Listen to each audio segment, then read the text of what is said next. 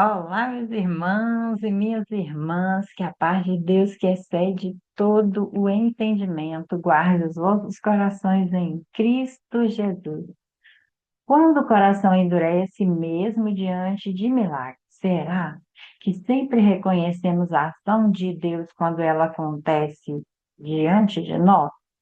Milagres não transformam um coração que não deseja mudar. Esse é o nosso texto de hoje, Êxodo capítulo 8. Se você já está com a sua Bíblia, seu caderno de anotações para anotar suas lições aprendidas, vamos à leitura? O Senhor falou a Moisés: vá ao Faraó e diga-lhe que, assim diz o Senhor, deixe o meu povo ir para que me preste culto. Se você não quiser deixá-lo ir, mandarei sobre todo o seu território uma praga de rã.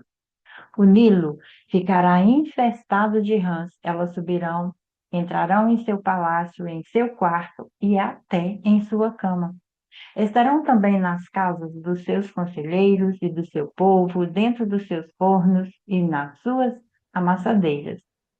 As rãs subirão em você, em seus conselheiros e em seu povo.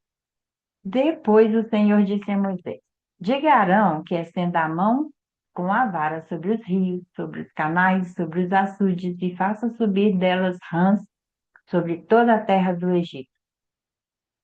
Assim, Arão estendeu a mão sobre as águas do Egito, e as rãs subiram e cobriram a terra do Egito.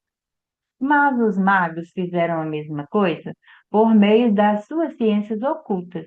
Fizeram subir rãs sobre a terra do Egito. O faraó mandou chamar Moisés e Arão e disse: orem ao Senhor para que ele tire estas rãs de mim e do meu povo. Então deixarei o povo ir e oferecereis sacrifícios ao Senhor. Moisés disse ao faraó: tua é a honra de dizer-me quando devo orar por ti, por teus conselheiros e por teu povo, para que tu e tuas casas fiquem livres das rãs e sobrem apenas as que estão no rio. Amanhã, disse o faraó. Moisés respondeu: será como tu dizes, para que saibas que não há ninguém como o Senhor, o nosso Deus. As rãs deixarão a ti as tuas casas, os teus conselheiros e o teu povo. Sobrarão apenas as que estão no rio. Depois que Moisés e Arão saíram da presença de Faraó, Moisés chamou o Senhor por causa das rãs que enviara sobre o Faraó. E o Senhor atendeu o pedido de Moisés. Morreram as rãs que estavam nas casas, nos pátios e nos campos.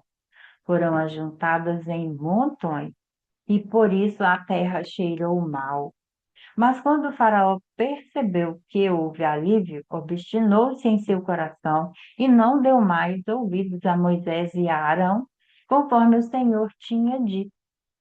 Então o Senhor disse a Moisés: diga a Arão que estenda sua vara e fira o pó da terra, e o pó se transformará em piolho por toda a terra do Egito. Assim fizeram. E quando Arão estendeu a mão e com a vara feriu o pó da terra, surgiram piolhos nos homens e nos animais. Todo o pó de toda a terra do Egito transformou-se em piolhos. Mas quando os magos tentaram fazer surgir piolhos por meio das suas ciências ocultas, não conseguiram. E os piolhos infestavam os homens e os animais. Os magos disseram a Faraó: isso é o dedo de Deus. Mas o coração do Faraó permaneceu endurecido e ele não quis ouvi-los conforme o Senhor tinha dito. Depois disso, o Senhor disse a Moisés: levante-se bem cedo, apresente-se ao Faraó quando ele estiver indo às águas. Diga-lhe que assim diz o Senhor: deixe o meu povo ir para me prestar culto. Se você não deixar meu povo ir, enviarei enxames de moscas para atacar você, os seus conselheiros, o seu povo e as suas casas. As casas dos egípcios e o chão em que pisam se encherão de moscas. Mas naquele dia tratarei de maneira diferente a terra de Gósen, onde habita o meu povo. Nenhum enxame de moscas se achará ali, para que você saiba que eu, o Senhor, estou.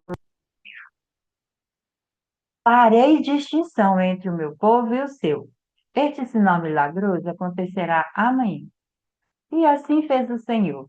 Grandes enxames de moscas invadiram o palácio do faraó, as casas de seus conselheiros, e em todo o Egito a terra foi arruinada pelas moscas.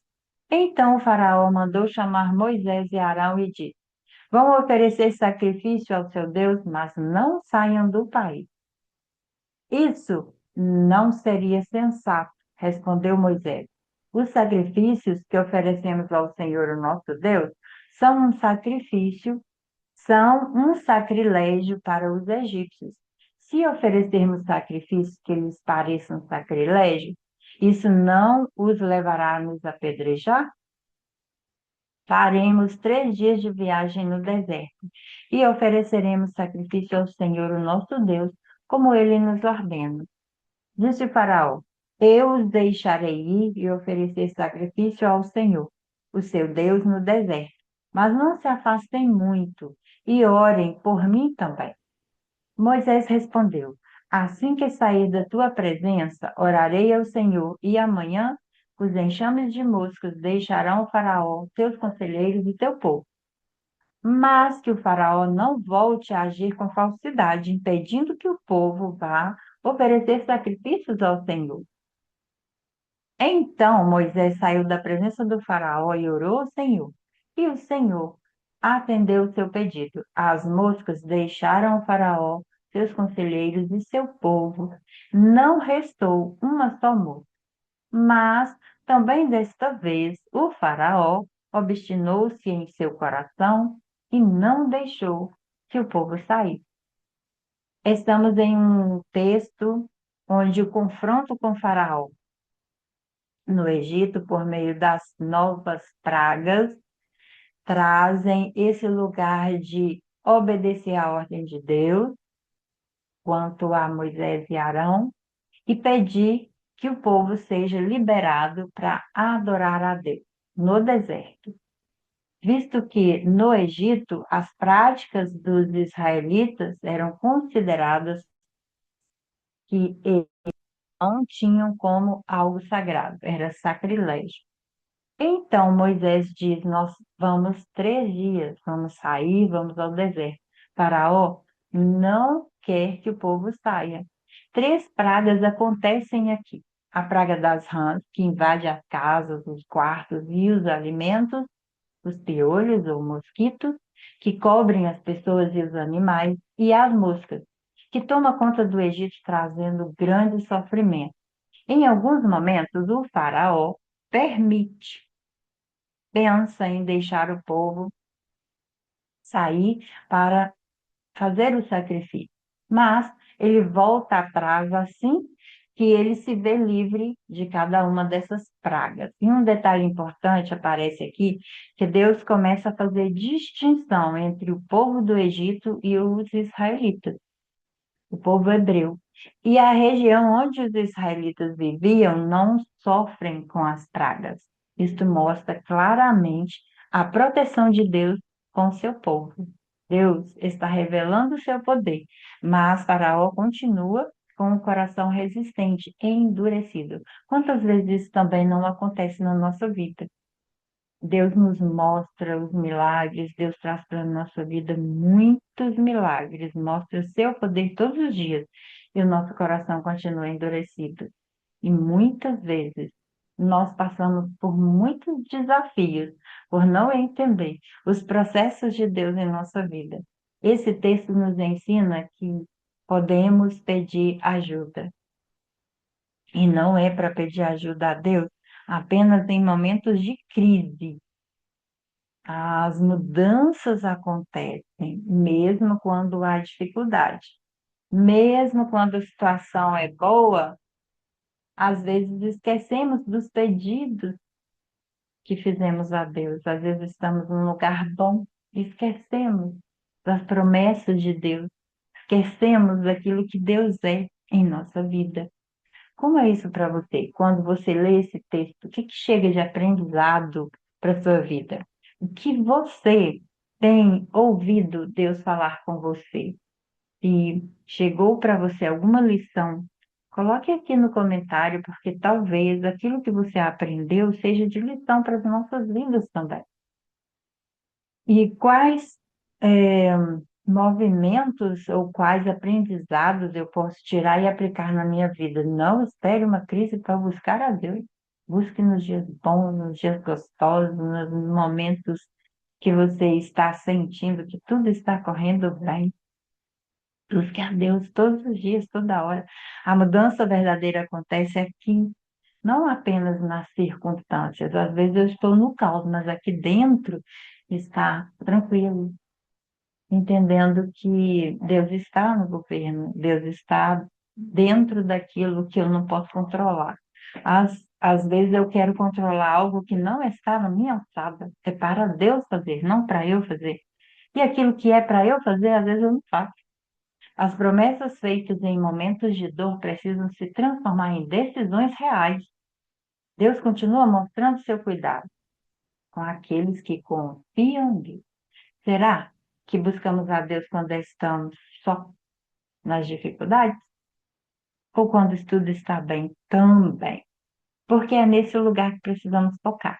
Se estamos bem e buscamos a Deus, se não estamos, buscamos também, entendendo que Ele está sempre ao nosso lado, nos fortalecendo e nos protegendo. Um coração sensível a Deus aprende a reconhecer sua voz mesmo antes das crises. Que Ele possa trazer para você esse lugar de entendimento, de saber que Ele está sempre ao seu lado, te protegendo, te trazendo segurança, te auxiliando em todas as coisas. Não esqueça, Ele promete, Ele cumpre. Eu é que às vezes não faço a minha parte. Então vamos começar a pensar em que lição eu tiro desse texto para aplicar em minha vida? Que sementinha eu tiro daqui para começar a colocar na minha vida em prática? Que Ele abençoe sua casa, sua família, que Ele abençoe todos os seus momentos, bons, ruins, mais ou menos, que Ele esteja sempre falando contigo e você esteja sempre aberto a ouvir a sua voz. Até no próximo momento de leitura da Palavra de Deus. Até lá.